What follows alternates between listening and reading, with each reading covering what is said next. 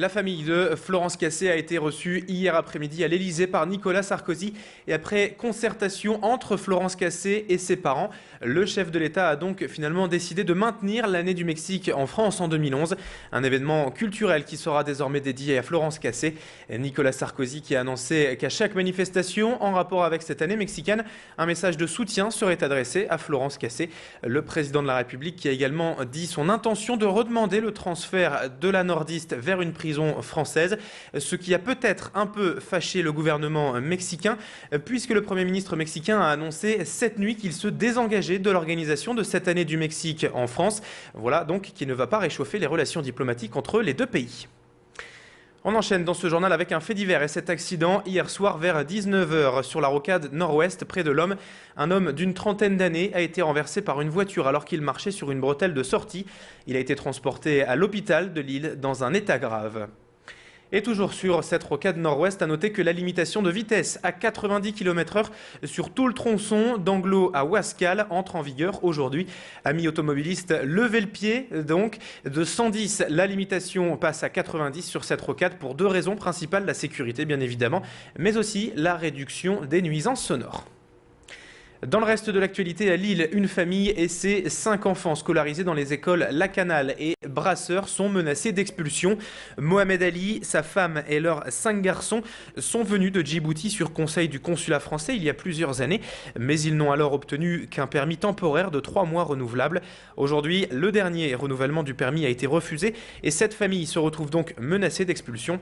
Hier, devant l'école Lacanal de Lille, une centaine de personnes sont venues exprimer leur soutien à la famille Ali. Les parents d'élèves de l'école, le réseau Éducation sans frontières et la Ligue des droits de l'homme étaient présents. Tous demandent au préfet d'accorder le titre de ce jour à Mohamed Ali au regard du droit du sol. Écoutez les explications à ce sujet de 7 parents d'élèves, membres du comité de soutien.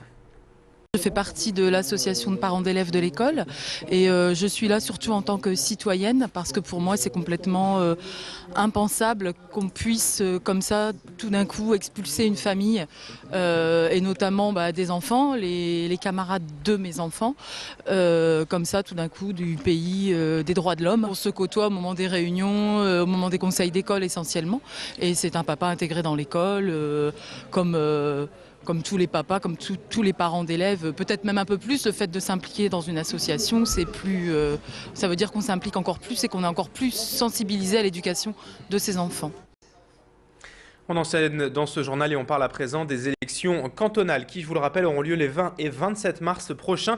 Et on en parle puisque François Quingé, le candidat Union pour le Nord UMP qui se présente dans le canton de Lille Sud-Ouest, a présenté hier et a inauguré hier soir son local de campagne. François Quingé se présente face au candidat Parti socialiste sortant, Patrick Caner.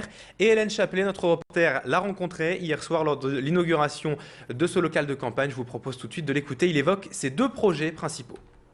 L'emploi, le retour à l'emploi, mais aussi le premier emploi.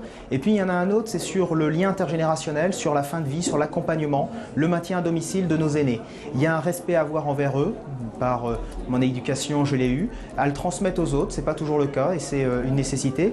Et puis sur justement ce lien qu'il peut y avoir entre les deux, c'est sur le soutien à la création d'emplois de maintien à domicile, de service à la personne, pour faire en sorte que justement ces personnes restent le plus longtemps possible chez elles, personnes de plus de 75, 80 ans, non dépendantes, on parle bien de personnes non dépendantes, mais restent chez elles au maximum de temps, entourées de leur famille si c'est possible, mais aussi d'intervenants extérieurs dans le domaine du service à la personne.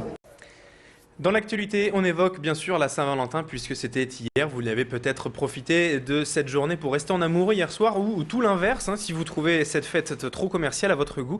En tout cas, à Tourcoing, certains amoureux ont fait le pari de l'insolite avec cette initiative plutôt originale et plutôt sympa. Le carillon de la ville a été mis à contribution pour célébrer les amoureux. Ces derniers ont pu louer le carillon le temps de leur chanson préférée. Une vingtaine de couples ont donc répondu à l'appel et ont profité de cet instant original pour témoigner leur amour. Hier soir, le carillonneur s'est donc mis dans la peau de Marie-Myriam, Johnny Hallyday, Edith Piaf et d'autres encore. Frédéric Regnault a assisté pour nous et pour vous à cette opération. Il a d'ailleurs rencontré le carillonneur de Tourcoing, Michel Godefroy. Il évoque la difficulté d'adapter certaines chansons modernes sur son carillon. On l'écoute. Ce sont les personnes qui ont demandé leur chanson préférée. Donc monsieur a demandé une chanson pour madame ou madame pour monsieur. Et donc la liste m'a été transmise et j'ai essayé d'adapter chaque chanson du mieux que je pouvais. Je crois que je m'en suis pas trop mal tiré. Mettons en 80%, je suis content en 80%.